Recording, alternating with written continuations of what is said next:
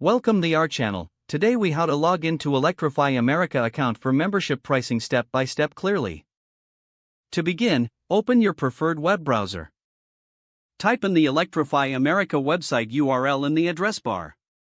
Press the Enter key to navigate to the site. Once the home page loads, locate the Sign In button at the top right corner. Click on the Sign In button to proceed. You will be directed to the login page. Here, you will see two fields, one for your email address and another for your password. Enter the email address associated with your Electrify America account in the first field. Next, input your password in the second field. If you have forgotten your password, click on the Forgot Password link for assistance. After entering your credentials, double-check them for accuracy. Once confirmed, click the Sign In button to log into your account.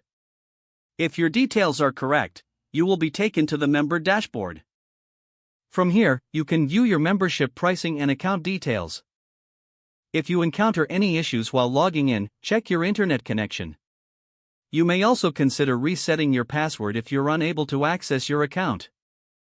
Once logged in, you can easily navigate through the membership options available. Be sure to explore additional features offered through your Electrify America account.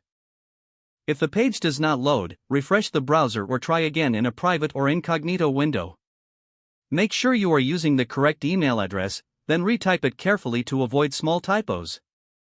If your password is not accepted, use the reset option and create a new strong password you can remember. Check your spam folder for verification or security emails, then complete any requested confirmation steps. Enable two-factor authentication if available to improve account security and reduce unauthorized access risk.